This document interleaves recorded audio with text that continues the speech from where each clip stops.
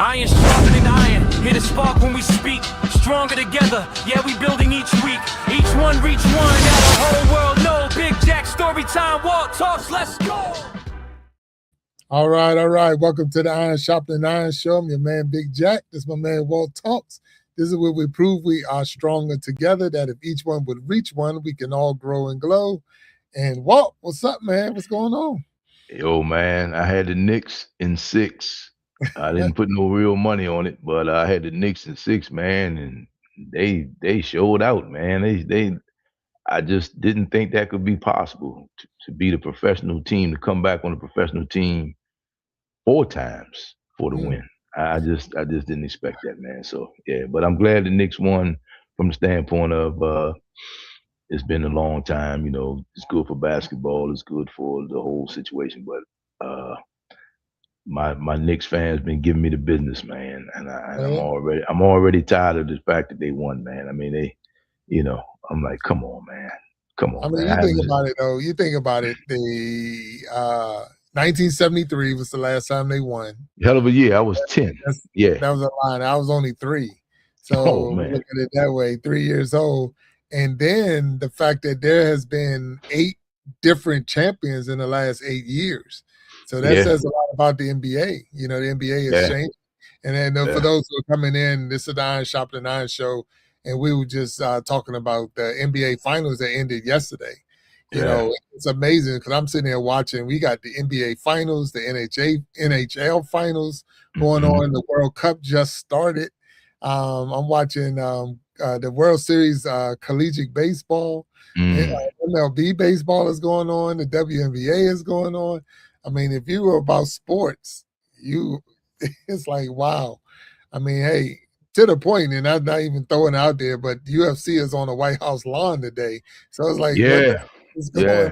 But if you're about sports, you know, you say you couldn't find anything to watch, you just wasn't looking. So but we know we're gonna focus on Father's Day this whole month, and so it's Father's Day month, and we're gonna celebrate the fathers out there. So every father out there, happy Father's Day to you, even if we're a little early, because we're celebrating it all month long. And we got a wonderful guest on today.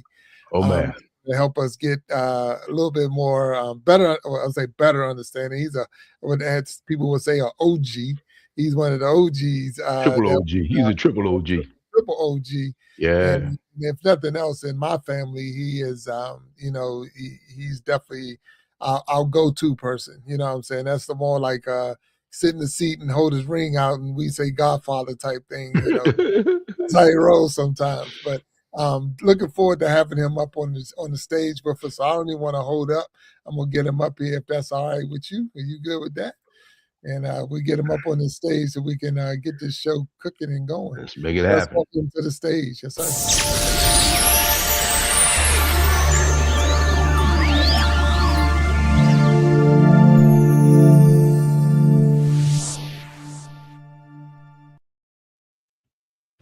All right. We got Frederick Jackson in the house. What's up, sir? Attention on deck.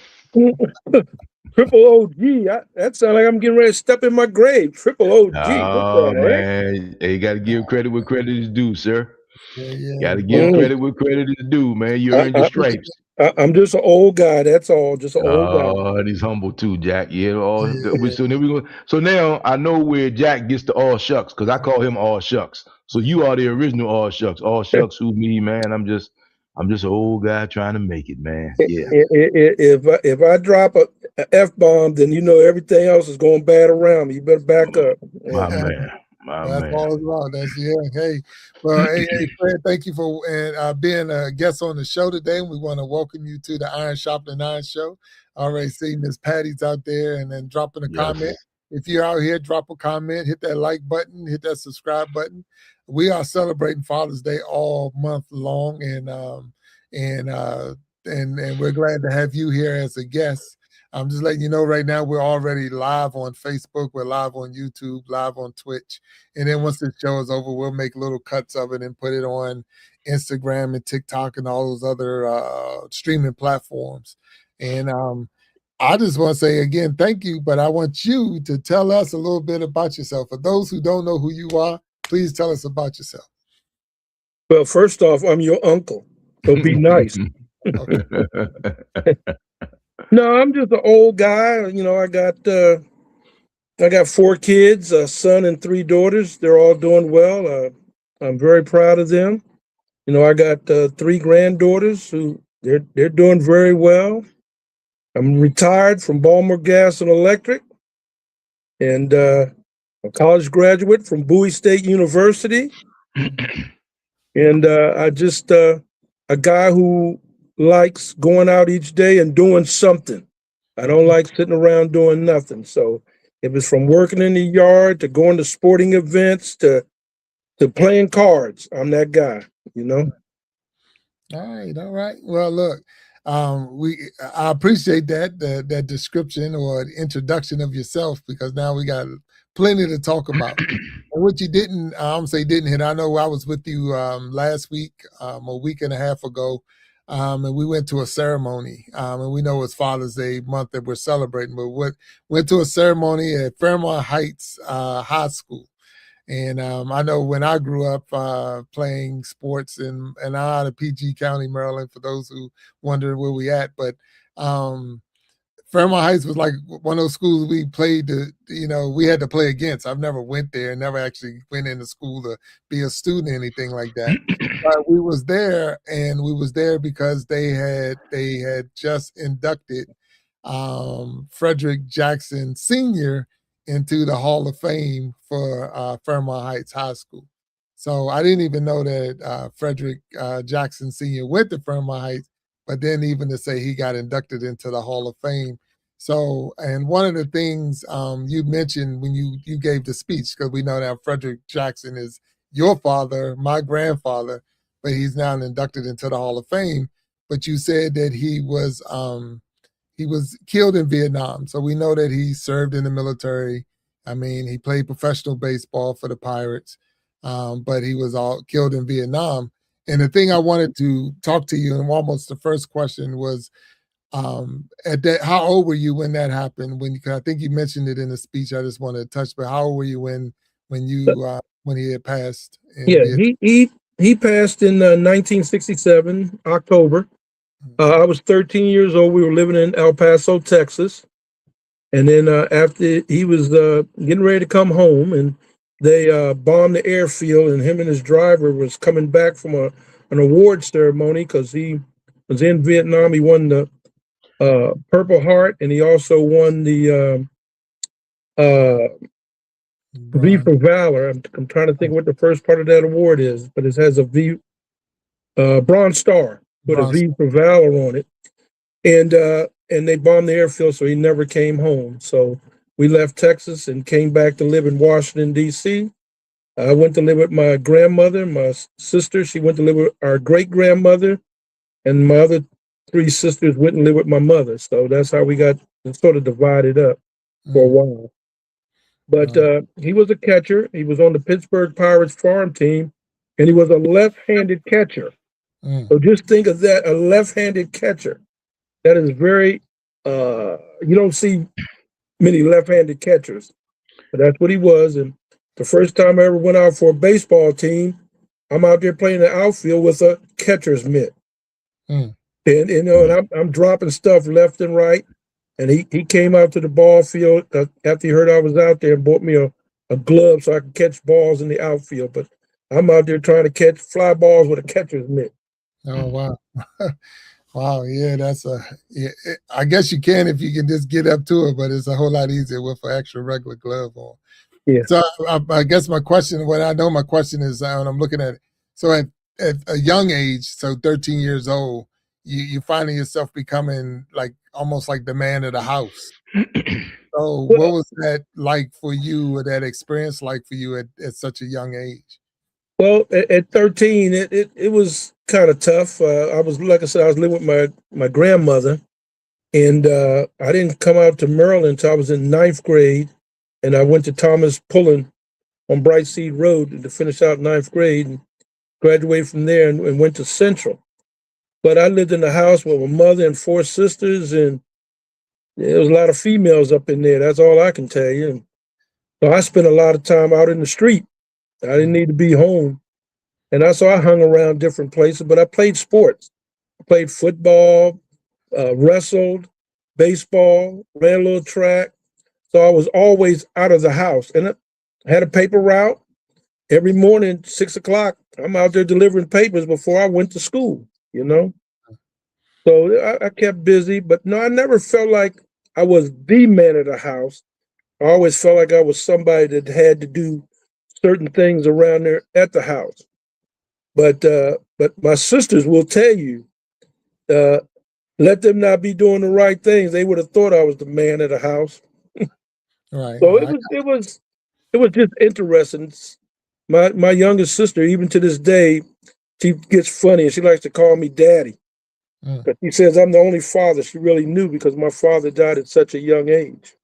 Right. Yeah, and I mean that's I think we're talking about sometimes without being the biological father for someone or whatever, you still had that father role or that man figure that they can turn to and say, hey, this is what's going on, or da da da, and having somebody be able to stand up for them or even point them in the right direction. So, and then we're talking about in the early 60s or the late 60s and the early 70s.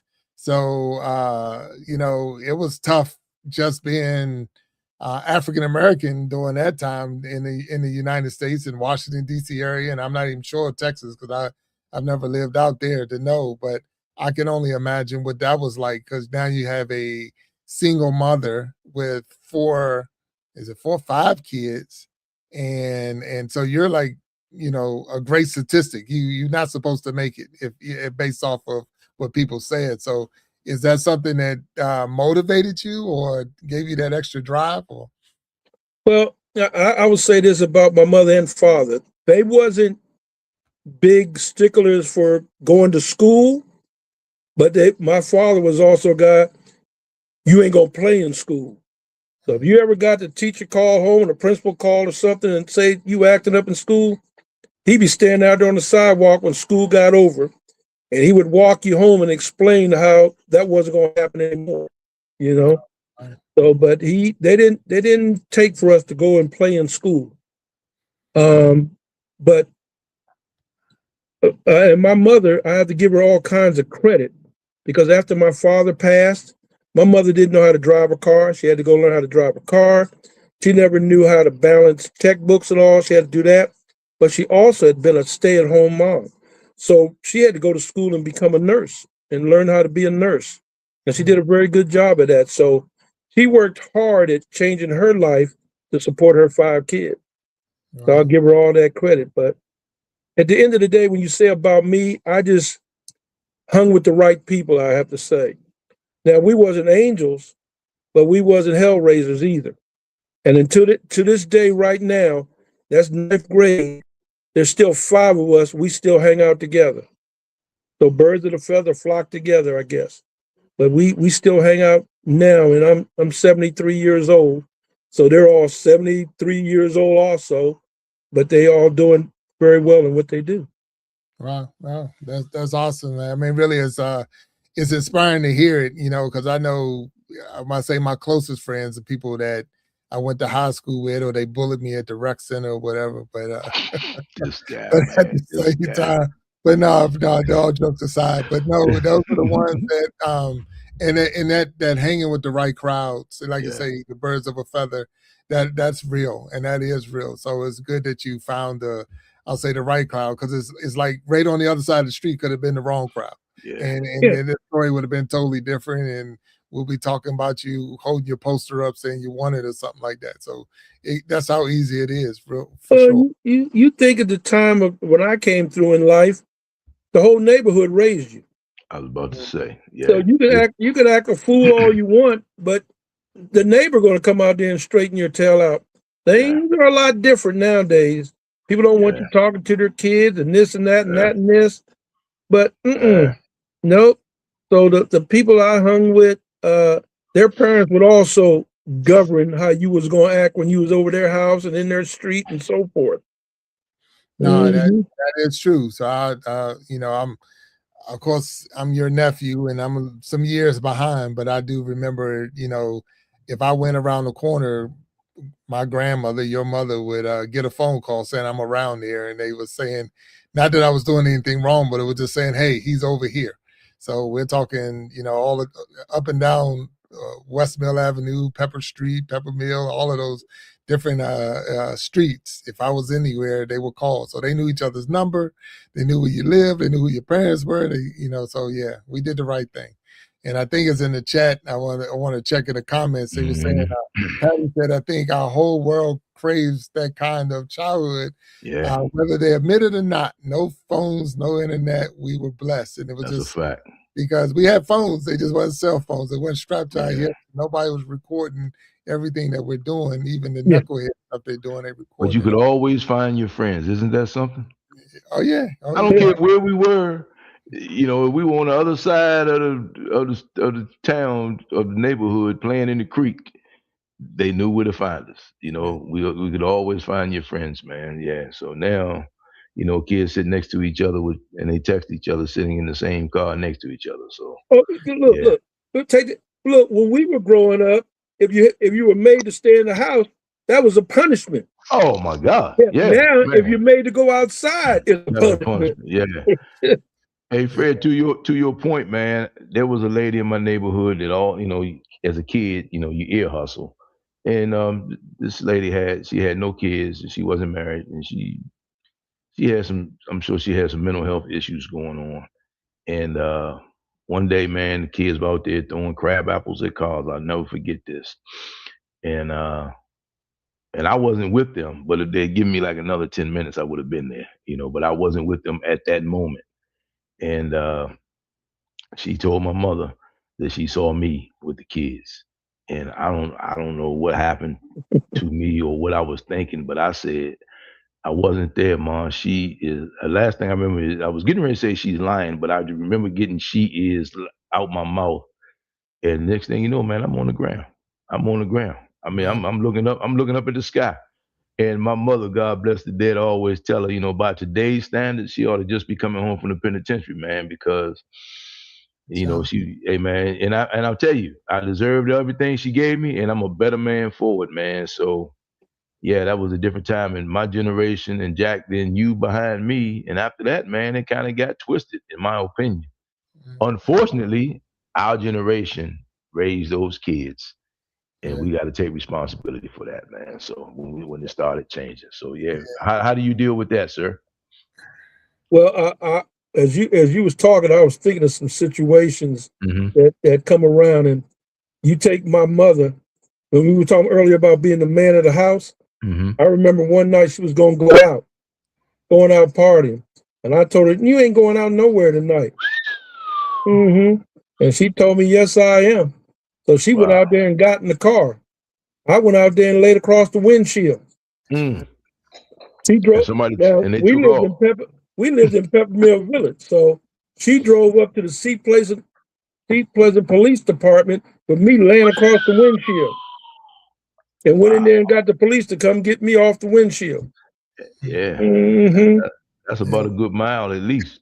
Mile and a half. That's more than a good mile. Yeah. Man, was that off of Sheriff Road back then? No, Addison Road. It was Addison Road. Addison Road. Addison Road. Yeah. Wow. Okay. Wow, man. But the thing was, she did that to show me she was the boss. And if I'd have fell off there and she ran over me, she still would have been showing me she was the boss. Yeah. I would have been hurt. She might have gone to jail, whatever, but she was going to be the boss. Yeah. Hey, man, she said she can make another one just like you. So no, she could never do that. So you say. All right. So, Fred, you said you went to, of course, you talked about your middle school or junior high school. You went to high school, and then high school at Central, and then you went on and play college, where you went to college at Bowie State University. Yes. And I guess that was where most people would have stopped. So what made you want to go into a university or get that college education? Once again, let's go back to Sylvia Ann Jackson, my mother. When I graduated from high school, only thoughts I had in my mind was get a job. And she came home one day from work and she says, okay, you got to start paying rent. Rent for what? For that room you got downstairs. What? Oh, and you got to pay for this. You got what? What? She says, or I didn't send paperwork to Bowie State. It was Bowie State College at that time. Yeah. And you've been accepted. So you got a choice. You can go down there or you can start paying bills here. So, but also because our father was killed in the war, we were getting some benefit from the government. It was like $220 a month or something. You know, it wasn't a lot. But back then, $220 a month was a nice little piece of change. And so each one of us, all 5 kids, was getting their own $220. So I could go to college, study, and get a check for $220. I said, let me go on down here to college. They were just starting a football team.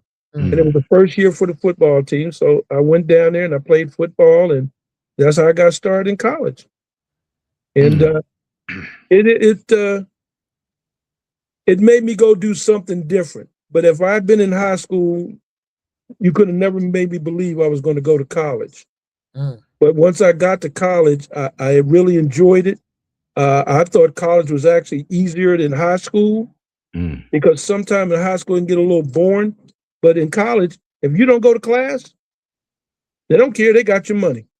You want to turn in an assignment? They don't care. They got your money. You know, so it was a lot of changes you have to make in yourself to move forward.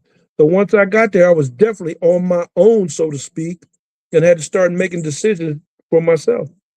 So Bowie State College at the time, I remember that was up in the sticks.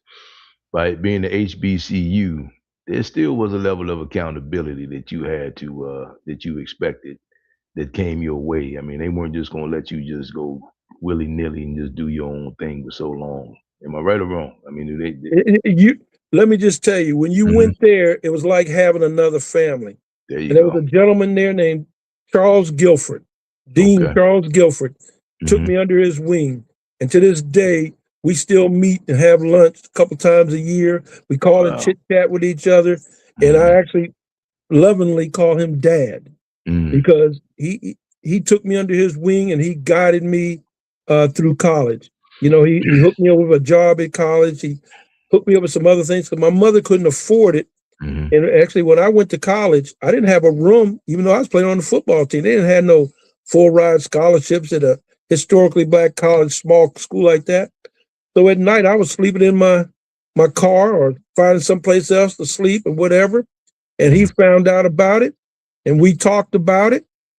And he said, go see these people. And they gave me a job on campus. And with that job came room and board. There you go. So and I wasn't the only one he helped. He helped a lot of young black men make it through college. Yeah. So is that what drove you to be the man that you are today? I mean, as far as the way you help people? I just think I'm a regular guy, but for helping people, I think that's always been in my nature, so to speak. But when I was at Baltimore, I finally moved to North Carolina, and I went around to looking for a job, and everywhere I went, I heard overqualified. But I went to the electric company because my buddy's uncle or his grandfather worked there as the janitor. So I went there, and he said they got a job open for a warehouseman. So I went there on a Monday and applied, and they said, nope, you're overqualified. But I just felt good being there. I went back on Tuesday. Same job interview. They said, no, we told you yesterday you're overqualified. Went back Wednesday and Thursday. Same answer, you're overqualified. Went back on a Friday. And I told him, I said, let's make a deal. You hire me, and I give you my word I will stay for 1 year. And they said, okay, let's go with that. And that's how I got into the electric side of the business. I was the warehouseman. But I used to see the guys out there climbing the poles and doing the work, and they were making a real good money. So one of the guys there, I said, I'd like to go out there. So after work, they would teach me how to climb poles. So then I went to the boss and I said, hey, I like to go outside now and be a lineman. He said, no, we got an agreement that you're going to be the warehouseman for a year. I said, you're right. I had a buddy that lived here in Maryland. He was out of work, but he did warehouse work. I called him up. He came on down North Carolina. We went to see the man. They interviewed him. And a week later, they hired him to be the warehouseman. I got to go outside and be a lineman. My man. Now, this company served 5 counties. I was the only black lineman they had. Wow. So, and it has God, as you know, we all talk about how God works, how life works, whatever. The guy that went down and took my place as the warehouseman, his mother was a maid here in Baltimore. And she worked for one of the big shots at Baltimore Gas and Electric. And he had told her that, hey, we're going to be hiring some people. Do you know any people? So she called her son in North Carolina, right? We both came up here and interviewed for the job, and we got the job as linemen. And so we became linemen at Baltimore Gas and Electric. And I got to give a shout out to my sister Sharon if she's listening, because I didn't have the money to come, and she paid my airfare for me to come up here and go back, because I wanted to come up and do the interview and all, so that, but I didn't want the company I was working for to know I might be leaving them. And I get up here and they had one of the biggest snowstorms in the history of Maryland. So I was a couple of days late getting back to North Carolina. But my sister Sharon helped me get started at Baltimore Gas and Electric by paying my airfare here and back. Wow. Yeah. So for our listeners, because, and I say this with all due respect, it takes a certain type of person, I'm not going to say crazy, to deal with electricity. Explain to our listeners what a lineman does. All right. When you see a pole out in your front yard, a lot of people talk about, oh, that's a telephone pole. Well, let me just tell you, the top of that pole ranges anywhere from, for us as linemen, range anywhere from 13,000 volts to 33,000 volts on that pole. Now, a lot of times you're working on that pole. The wires up there are still energized because there's still stuff below there that you're working on. Now, if you ever have to get up to the very top of the pole, some cases, we're always going to de-energize the 33. But that 13,000 volts, sometimes you're working right 36 inches away from it. You're that close to it at times, depending on the type of work you're doing. And you're working off a set of hooks, and that hook's only about 1.5 inches long. And you got a belt around your waist that you put around the pole. And the tools that you're carrying up there, you're carrying anywhere about 20 pounds of material up that pole with you. And you carry a rope that when you get to the top of the pole, you got somebody, hopefully you got somebody down at the bottom. If not, you have to tie everything you're going to need to work on that pole on that rope and pull it up to yourself and then hang it at different places on the poles so you can get to it. Because if you drop something, the only person going to get it is you. Go back down and get it and start all over again. So, but a lineman is the guy who climbs the pole or works out of a bucket. So people like call it a cherry picker, but it's a bucket, and the bucket is set up so that you can work on it. And if you hit the electrical wires, you won't get electrocuted. It's insulated bucket. So that's what a lineman is. But explain to me. I mean, that's not something like I want to be a football player because I played football when I was a kid. I want to be a doctor because I went to the doctor when I mean, I wanted to be a fireman. That's what I was, because I used to chase fire trucks. But to be a lineman, to mess with 13,000 to 33,000 volts. What you won't see. Yeah. How does that come about, man? How did you just wake up one morning, you want to do that? I mean, talk to me, man. That doesn't make sense to me. Because let me just tell you, a lineman make money. A lineman make money. Now, if you want to climb that pole, you're going to make the money. And like I said, I was in North Carolina and I saw them guys climbing poles, making all the money. I said, that's what I wanted. I came up here to Baltimore Gas and Electric. And there's another thing, Walt. You'll find more people of color around here working electricity than you do when we go to a lot of other places. Okay, I can believe that. I started at Baltimore Gas and Electric as a lineman But as you progress, you become what's called a service operator or a troubleshooter. You work by yourself all hours of the night, all kinds of weather, and you don't know what you're walking into. But That's you true. learn how to deal with it, and you learn how to protect yourself by all the stuff that they taught you along the way. Because every day you learn something new. And the people that's teaching you, you have classroom, but classroom is not, it's teaching you theory, it's teaching you some practices, but the actual learning is when you're on them hooks on that pole and you're saying to yourself, Lord, I've been up here an hour already. Because you'll learn after a while that if you up there for an hour, you up there for 2 hours, you might be doing something wrong because you're not doing the things they taught you. You fiddle-faddling around doing other stuff. So the life lesson is you have to respect the process. I mean, you have to understand. I mean, a lot of people looking for this fabulous, exciting thing. It's exciting, but you got instant consequences if you don't do what you're supposed to do, follow the rules, regulations, guidelines, and Oh, procedures. yes, that is absolutely correct. Because even when you climbing a pole, if you get away from your technique, you could be back on the ground. Yeah. And you could fall, you could fall from whatever height, you know. I fell off a pole one time, but I was still what they call buckled in. I still had my belt on there. And as I fell off the pole, my technique was still to the point that my legs, after I went down so far, went back into the pole. But my heart was still up near the top of the pole. I'm like, what the heck just happened here? But go ahead. Go ahead. No, I also remember like the people skills you have to have, because like you said, we call it, in our case, it was Pepco. Guy may show up by himself, maybe a 2-person crew, but they still got to deal with the neighborhood, so to speak. But everybody wants electricity. Hey man, let these guys do what they need to do so we can get these lights on. Is that the attitude? Is that how it was with you?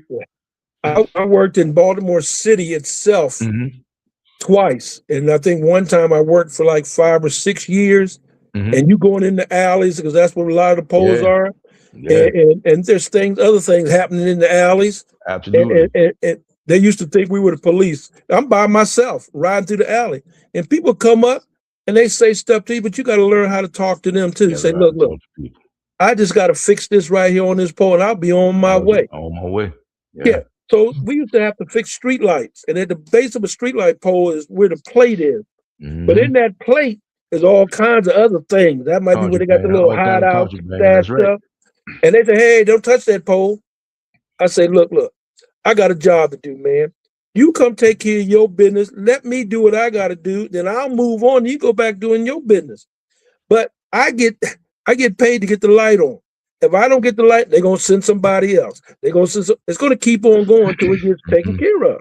And so most of the time they understood it, sometimes you had to climb on people's roofs to get the service back on because that's where the wire is at. And, people say, well, I don't want you up on my roof. Hey, well, let's figure out something because I got to walk from this roof to that roof to do what I got to do. You're putting ladders up on the side of people's houses at 2, 3 o'clock in the morning. Them duplexes used to be terrible because the people next door, their lights is working because of the way the wires is run. But they don't understand. All of a sudden, they hear a thump and the ladders upside their house. Wait a minute, what are you doing, pal? Right. Yeah, because your truck is parked down on the end of the corner because you didn't have to get it down. You couldn't get it down the alley. You had to carry a ladder down the alley. Yeah.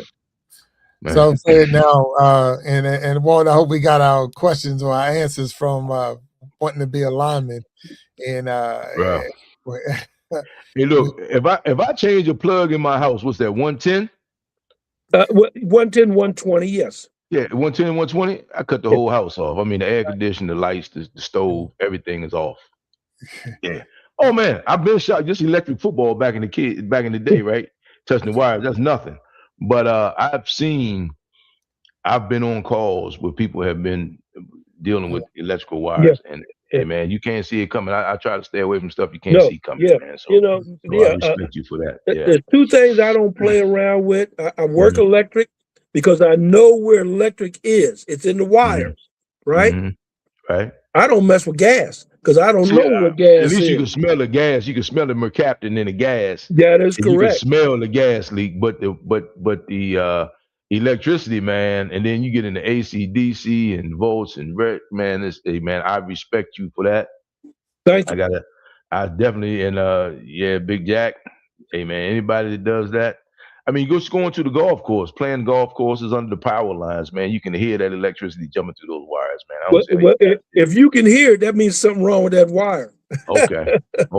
It could be 110s, 230s. So that's Yeah. induction coming off the line. But yeah. But so Fred, I'm gonna go back to your college days, and you're saying your mom, basically giving you those choices, pay some rent or go to school.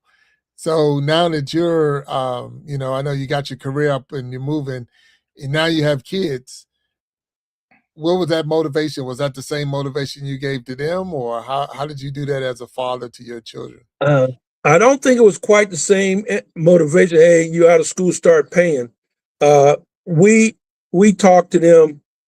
My wife and I talked to them all the time about you going to college. So from when they're little on, you going to college, and then each child, I used to tease them all the time and say, if you want to see what's going to happen to you, look what's happening to your brother. But I will say that all four of my children are college graduates.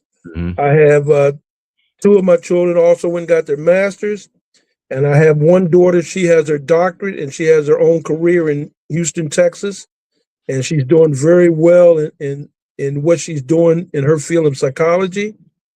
And all four of my kids are doing very, very well, and I got to give them the credit because you point them in the right way, and then they go do what they got to do. So I give them all the credit for where they're at. Mm-hmm. Now, as a parent, do you believe because of you having your education, you getting a degree that gave them that, like you set the bar, you set a bar standard that, okay, I have to at least achieve this as a kid growing up? Well, they were surrounded by educated people.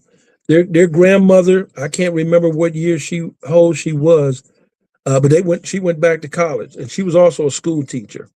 So their grandmother went back to college. Their uncles on their mother's side, they're very smart. They were college educated. On our side, Billy, I believe I was the second one to go to college after your Uncle Forrest. And he went to Howard University. And then nobody really ever talked to us about going to college until it happened. So now I look behind me in our immediate family, other than you, Bill, I can't think of anybody right off the top of my head who went to college. And so, but now I see outliers of other people trying to go. Sean went to college for a little while. Yeah. But my whole point is, I always tell the Black people, go to college. It may not be for you, but you won't know till you get there. And because there's a lot of people that's millionaires that never went to college, but they had a plan and they had some money to help push that plan along. In our case, Billy, in our family, we don't have no money to help push it along. You got to go down there and hope somebody, because we have a niece right now that's going to college. One of the youngsters, she's going to college in New York.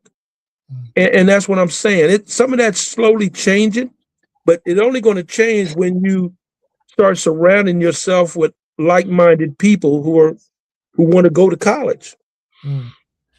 Now we know one thing for sure, it's not for everybody. So, I'm like, I can't go to college, it's not for everybody, but it's having that person or someone to stand with you and guide you and tell you, hey, you might not go here, but you're going to do something. So sitting around was never an option. So that was, that wasn't an option of, I'm going to be even though those are real careers now as far as gamers and stuff. So those actual real careers. So even though we were told when we were younger, playing video games ain't gonna do nothing with your life. It's like, you'd be surprised now and I could play video games, be a millionaire with it, because that's a real job now. Yeah, In the militaries now, yeah. if you can fly a drone, you one of the top soldiers in the military because it's all about being able to guide the drones and stuff like that. It's just technology has changed, and we had to change with it. Yeah.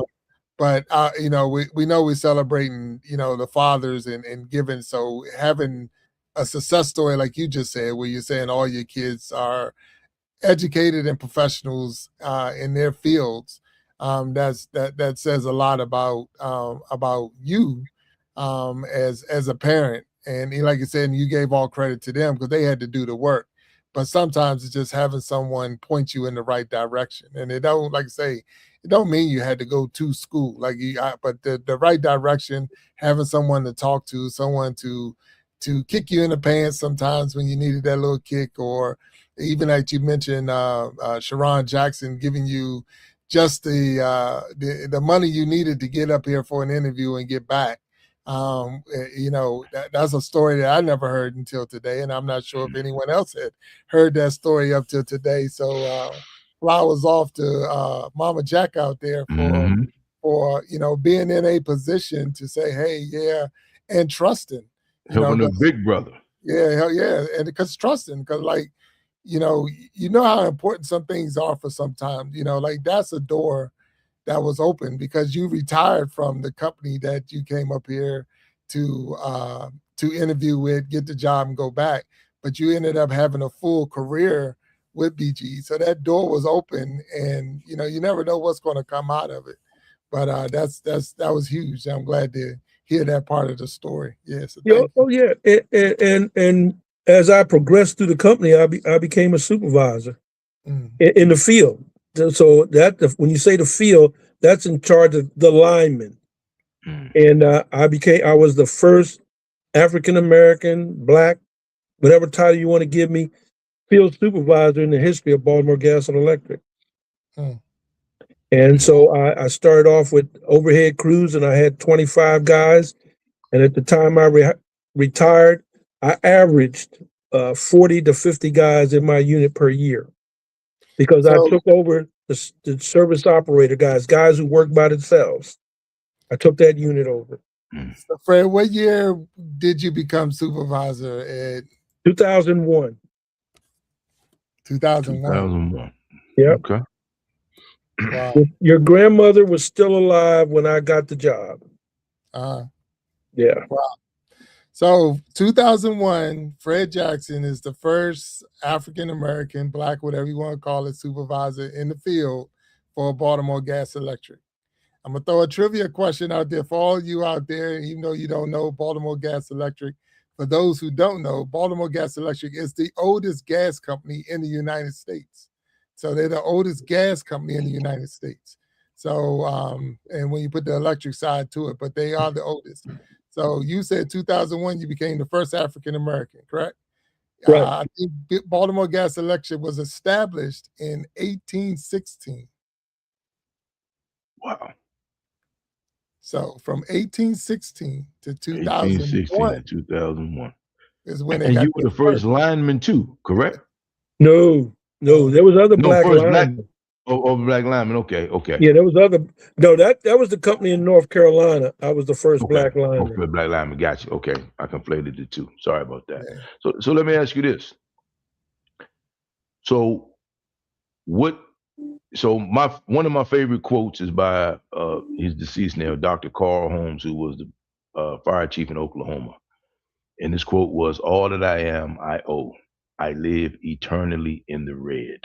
So what did you do, Fred Jackson, along your way to bring other people along? Because you just seem like the type of guy that's going to be like, grab my coat and let's go.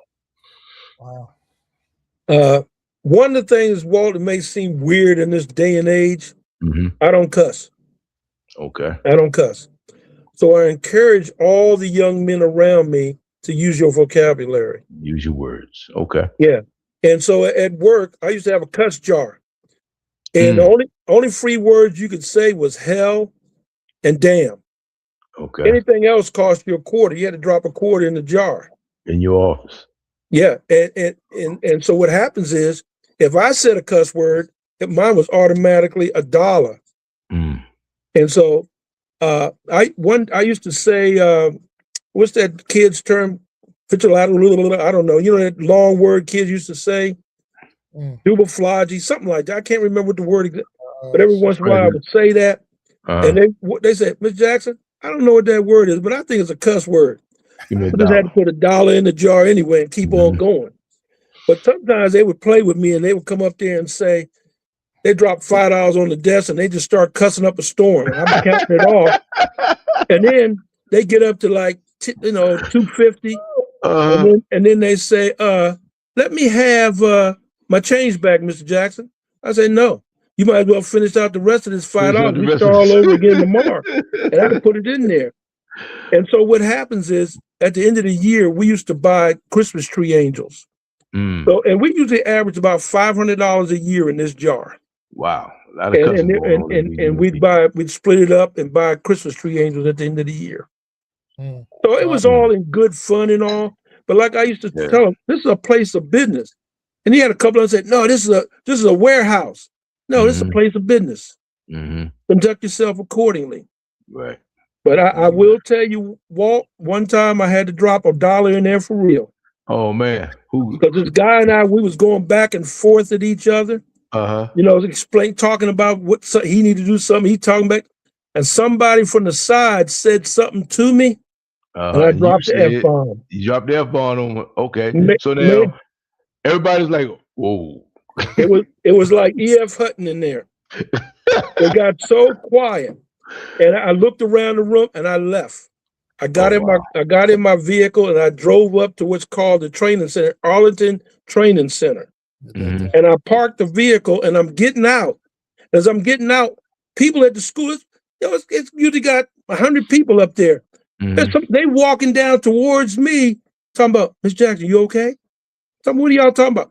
Just that quick phone calls have been made, man.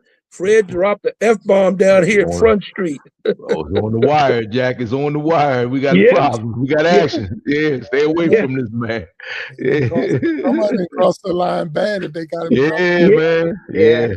And the guy that said something for the side and I dropped the F-bomb, I had to go and I went and I apologized to him. And we good friends. He's retired. We still, when he's in the area, he stops and say, Mr. Jack, what do you want from the bakery? And he stops by.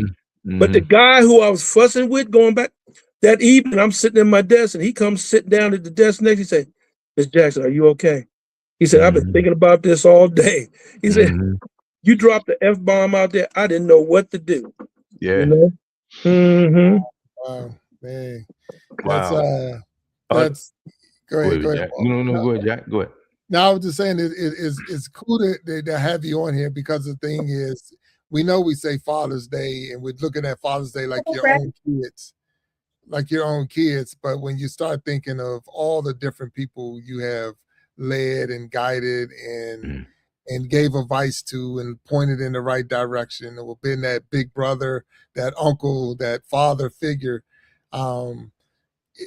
it's amazing because the thing is, I guess, and I know Walt talked about that, was it your counselor that gave you that motivation to do that, or was it just inside you? But I guess it's a combination of what people have done for you. Now you're doing it for other people. Is that how you just look at it as paying it forward in that sense? Well, you know what they say all the time? People are watching what you do. And I'm going to use you as an example. I was working at Baltimore Gas and Electric, minding my business, and I looked up one day and he's standing in my doorway of my office. I said, where you come from? How you get in this building? He says, I'm an employee now. An employee? I never knew he ever applied for Baltimore Gas and Electric. Right? That's the way he is, man. That's that guy. Yeah. That's Big Jack. You know, hey, man, he's not going to say anything. He's not going to tell you what's happening, what's going to happen. He'll make the announcement once it happens. That's just the way he operates. He ran into a couple of minor difficulties when he started that had nothing to do with his ability to work. It had something to do with where he was living. And they tried to say, well, he lived too far. And I had to go and talk to the leadership. I said, that's his problem, not your problem. He got to figure out how to get to work on time and so forth. Not you guys. Yeah. And you know what? And they backed up off him. But as I went and told him, hey, it's out there now. because you was living in West Virginia at that time, right? I was living 90 miles away from the job. Yes. 90 miles. And every day And you they were getting up and going they to were work. saying he lived too far. But see, Walt, one thing I learned is the man of color in charge of some people, you got to keep receipts. Got to keep receipts, bro. So I said, That's right. well, so and so lives here, and so lives Right. there. But Right. that's 90 miles. That's 100 miles. They backed off of him. Yeah. And the man that he is now, he did it for himself, and he's moved up the ranks. He's actually at a higher rank now than I ever was. Oh, wow. Okay. Oh yeah. But the Okay. funny thing is, I have a second nephew also works at BG&E, and they both do the same job. Mm. And look, Walt, they tease me. The other guys always, Miss Jackson, how you pull that one off? Because when Billy bounced into with his other job, wasn't it? I was getting all kinds of phone. How you pull that off? I ain't pull off nothing. He did what he was supposed to do. He applied. He got the job. Yeah. But so once again, I didn't encourage Billy to do what he's doing today. He saw what I was doing, I guess. He also heard that there was good money there, because to be a lineman, you don't have to have a college degree. All you have to do is be willing to come to work every day. They will teach you what you need to know. They will even give you the clothes to wear and a stipend for the boots you got to wear. Right. But all you got to do is come to work every day. Hey, man, that's no easy feat in today's time. Let me ask you this, though. I met Jack when he was like 8. I was, 12, 14, Jack? Yeah. Yeah. So I guess y'all just gave up. I mean, he bullied me when I was a kid, and he was younger than me. So I guess y'all just gave up on the background checks and all that stuff, or they just don't go back to the childhood? Or how does that go, man? They go back to high school, so he wasn't in high school okay, yet. So he was safe. Okay, he was safe. All right. But I just wish do they'd go back call to me as high a school. reference. Because if they called me as a reference, man, I would just have to tell the truth, man. I mean, good man, but he bullied me on the pool table, man. Yeah. Got his father on me and all that good stuff. My main man. I like I said, I walk the halls, I walk the buildings, I could be in the field or whatever, but I don't even almost like have a name. I'm just gonna be straight up. You his nephew. Yeah. You Fred Jackson's nephew or whatever. And I'm like, yeah.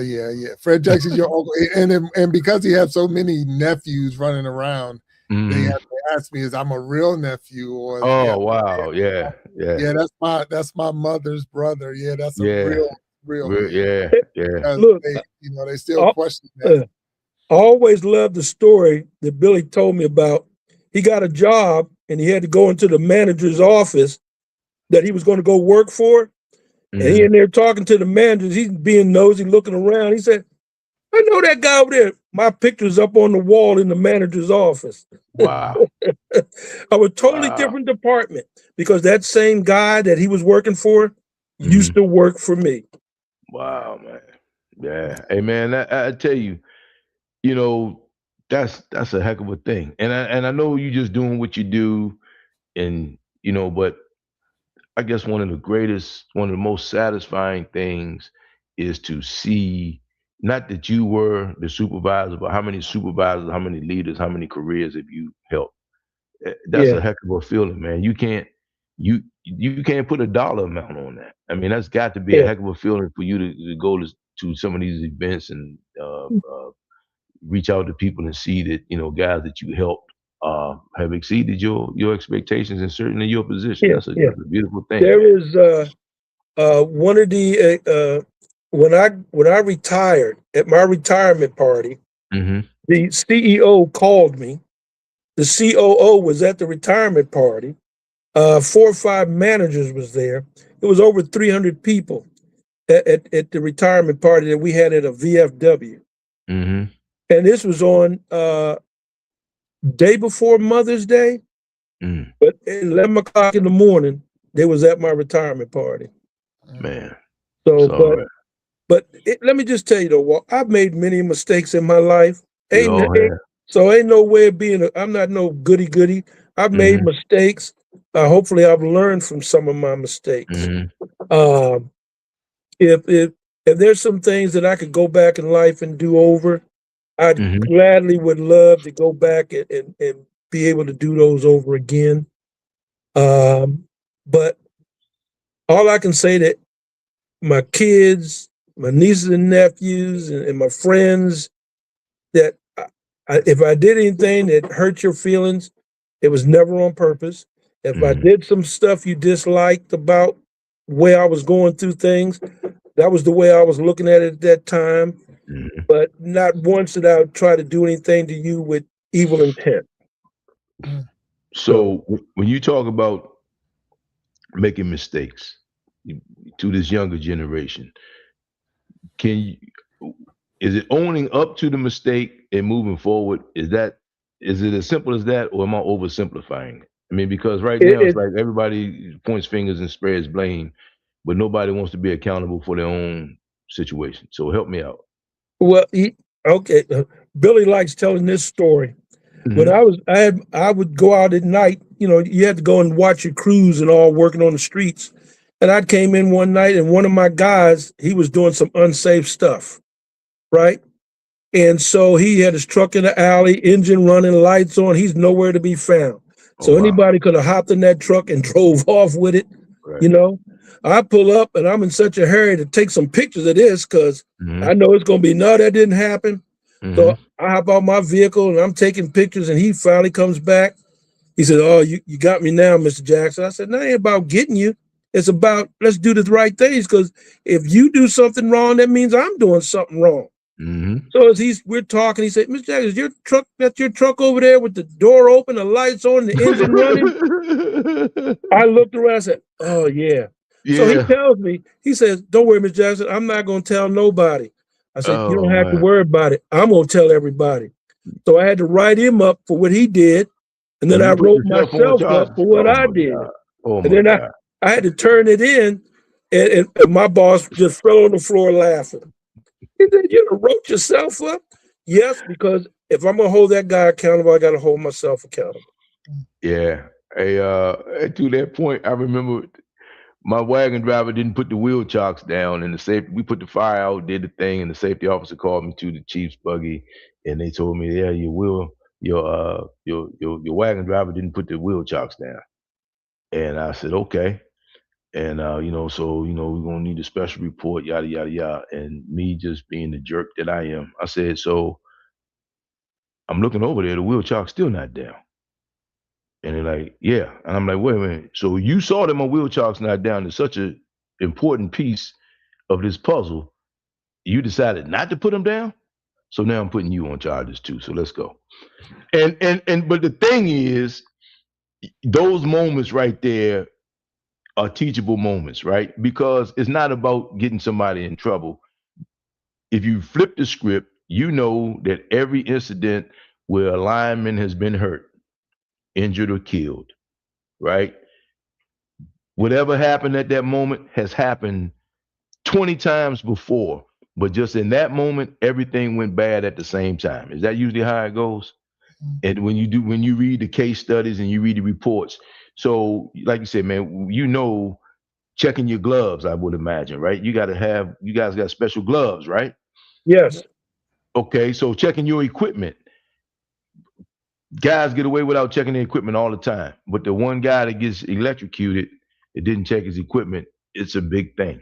So you get all those examples to show people, man, and by you putting yourself on charges, I got to tell you, bro, hey man, I would tell people all the time, that man put himself on charges, so you don't stand a chance. That's it. Like I said, anybody write himself up, he give a damn about you. And I owe you a quarter for that one. and it wouldn't have mattered if it was family or non-family. Yeah, No, we're not. And Jack, to your credit, working with him or in the company that he worked for, filling his shoes, so to speak, to your credit,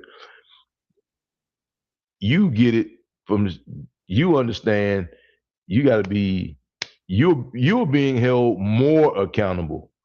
I'm not talking about by your supervisor, I'm talking about by him, because I mean, you had your whole life under this guy's tutelage. You know what he stands for and doesn't stand for, man. So I salute you for that too, man. I can say this, Bob. I've been with the company for 18 years, and he has never received a call because I was doing something wrong, and they come and maybe correct me or put me on the right path. So if nothing else, I can knock on that wood and say, hey, I was not the one. I'm not gonna say everybody, but but think about it.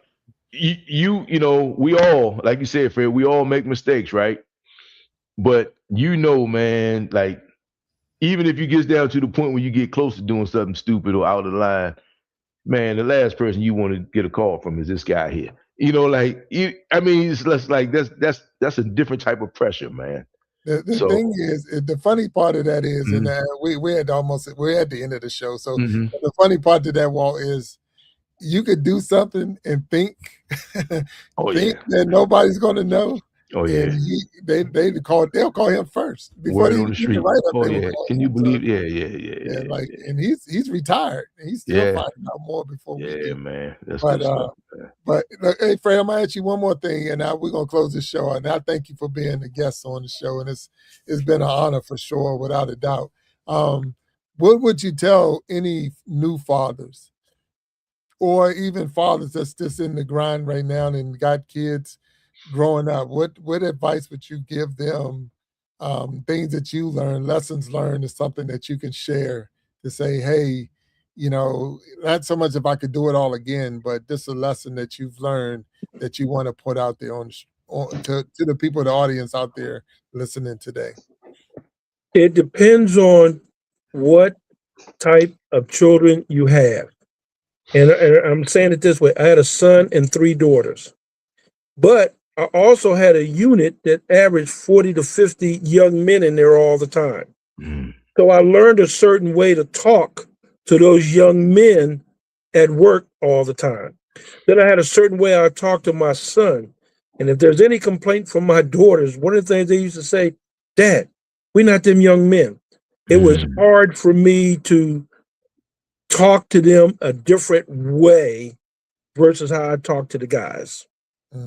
So if there's anything that I wish I could have gone back and done with my daughters, is maybe have talked to them a little differently.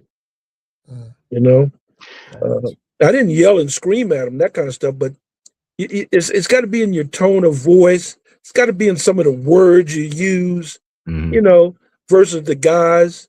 Because when I look at the guys that I had, I looked at them as my children. So if I had 40 or 50 guys, you actually had to treat them 40 or 50 different ways, because everybody can't take the certain way you want to talk to them. There's some guys you can bang them real quick, you know, but you got to be careful how to talk to them. And if I could change anything, it'll be in my my way of talking to my daughters. Okay. So to that note, let me ask you this real quick, Jack. I know we got to go. Oh, you good? Go ahead. To that note, are there any women who are line persons now? Yes, sir. Okay. Yes, sir. Did that happen in your time? Yes, sir. Yes. Okay, in my climbing class.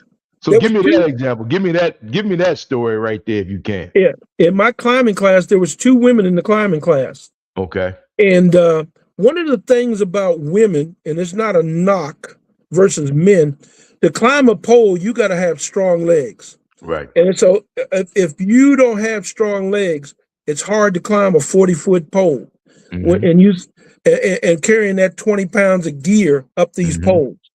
So the failure of a lot of the women when I was first there was getting used to that. But over time, they've hired more women, and they've been very good at the job that they do. Because they came in with a different. HR may have hired a different type of woman, is what I should probably say, that could climb the poles and also deal with the 20 pounds of equipment. Because everybody has to climb before you get into a cherry picker or the bucket truck. See, so you have to learn how to climb. And I will tell you, there's been some women who's very good at their job. Very good. That's what I need to hear. And the last question for me, Jack, and again, I got to ask him this.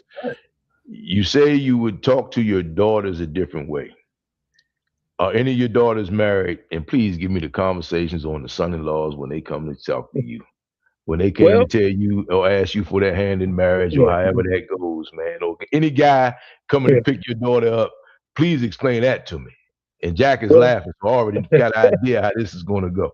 This is going to be a quick question. I have 3 daughters, and none of them married, and none of them have kids. Okay. But right, but they all dated. One thing I will say about them, they are independent women, and they stand on business. I got to give that to them. I can imagine. They are pretty tough cookies. And I've met 2 of them, right, Jack? Or as guests on the show. As guests on the show, right? Okay, right. And I will tell you, they have very nice personalities. They are helping people. They go out here and they do the food banks and feed the hungry and but you have but one chance to do them wrong and you off the list. Yeah, gotcha. They're very independent and strong women, and I'm very proud of them. Cool, man. I appreciate that. Ron Jackson says strong Jackson women. Strong Jackson women, yeah. I appreciate that. Hey, Fred, man, I've heard a lot about you over the years, and over the last year, I've had the chance to meet you, on some of the shows as guests, and it all started to make sense now, man. After meeting you in person and having these conversations with you, it all makes sense, man. And I got to tell you, man, I've been a fan of the Jackson family for a long time. So, hey, bro, I salute you. Hey, man, whatever you decide to do in retirement, I know you're doing your thing. Like you said, you like to stay busy. I congratulate you on that. And hey, bro, you are cut from a different cloth. And when you look in today's times, you a guy that dealt with these things in your lifetime, and you just found a way to get it done, and I respect you for that. I mean, I will say this, Walt. I am loved by many of them Jackson women we sitting here talking about. I will say that. So thank you, my man. Yes, sir. All right. So we are definitely over time. So thank you, Fred, again for being a guest on the show. I know you made a comment while we was in here talking about a lot of people are watching you and you just don't know who's watching. So I know I've been having my eye on you for years. So I appreciate you being that person that I can look up to and even be, without you even saying a word, I know if I can follow in those steps, I will be okay. So I appreciate that. So that's how, because Walt, I'm like you. I like work for BG. Why do I want to play with lightning in a bottle? That's exactly how I used to say it. But at the same time, I learned over the years that it's not about. I don't climb poles, even though I have climbed the pole, and I don't have to deal with that, hands-on, even though I've dealt with it hands-on. But at the same time, it was a good career, and I looked at it like this: if this man could do it, then it must be okay. And that's all I needed. I didn't even have to ask him, because if you're in it, I know he wouldn't be in no mess.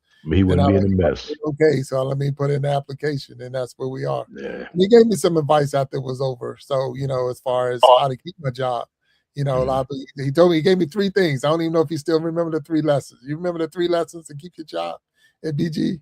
I know one of them was come to work on time, don't steal, and don't lie. Okay, so then here it was. He said, don't steal, don't lie, and don't fight. And as long as you do those 3 things, you'll have your job forever. And I was like, I can do that easy. I can do that easy. I don't have to lie to them, and I ain't fighting nobody. Because if you got me at that point, you got to put some more than quarters in some jaw, because it's going to be on and popping in there. But anyway, hey, Fred, thank you again. Thank you, everybody who's been tuning in and watching us today on the Iron Sharpening Iron Show. We ask you to stay tuned all month long. We're talking to Father's Day. We celebrate it all month long. It's been a blessing. We talk to you later. And I'm going to just say peace. And we talk to you later again. Thank you. All right. Peace. All right. Give me 1 second, fellas. All right.